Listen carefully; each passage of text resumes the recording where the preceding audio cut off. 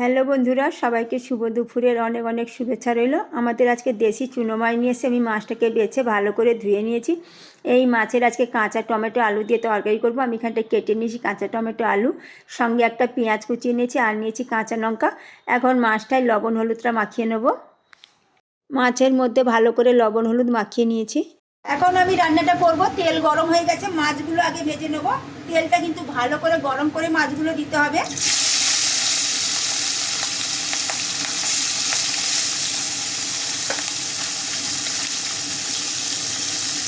একবার উল্টে দেব।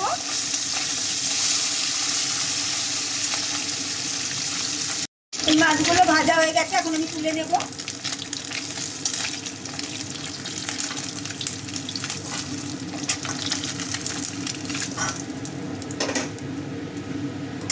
বাকি মাছগুলো ভেজে নেবো একই রকম। সব মাছগুলো আমার ভাজা হয়ে গেছে।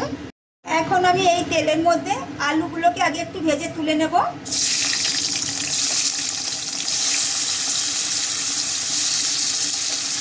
অল্প একটু লবণ দিয়ে দেবো। আলুগুলো হালকা ভেজে নিয়েছি, এখন আমি তুলে নেব।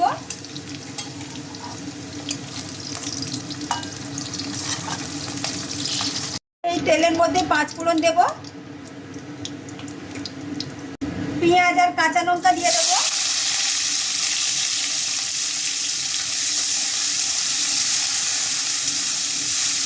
পেঁয়াজটা হালকা করে ভেজে নিয়েছি, এখন কাঁচা টমেটোগুলো দিয়ে দেবো।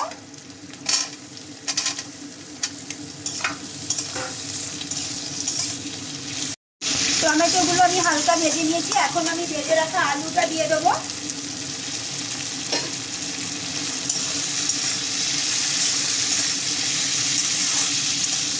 অল্প করে সরষে, জিরে আর একটা শুকনো লঙ্কা একসাথে বেটেছি, ওইটা দিয়ে দেবো। এটা কিন্তু একটু ঝাল ঝাল হলে খেতে ভালো লাগে, তো আমার বর তো ঝাল কম খায়, তাই আমি লঙ্কাটা একটাই দিলাম। কাঁচা লঙ্কা ওই জন্য দিয়েছি গোটা গোটা। বাটিটা ধুয়ে একটু জল দিয়ে দেবো। এখন ভেজে রাখা চুনো মাছগুলো দিয়ে দেবো।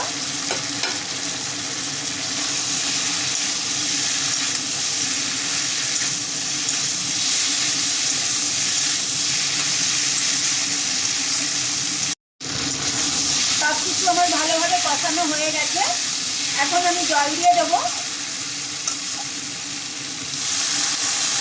এটা একটু মাখা মাখা করবো, তাই আমি একটু জল দেবো। ঢাকা দিয়ে দেবো। এখন আমি ঢাকাটা খুলে দেব, দেখে নেবো আলু সেদ্ধ হয়েছে কিনা। আলু কিন্তু সেদ্ধ হয়ে গেছে। এই দেখুন বন্ধুরা, রান্নাটা আমার পুরো রেডি হয়ে গেছে। এইভাবে কাঁচা টমেটো আর দেশি চুনো মাছ রান্না করলে খেতে কিন্তু দারুণ লাগে। শুধু চুনো মাছ আর কাঁচা টমেটো রান্না করলেও ভালো লাগে, তো আমাদের বাড়ির লোক একটু আলু পছন্দ করে, তাই আমি অল্প করে আলু দিলাম।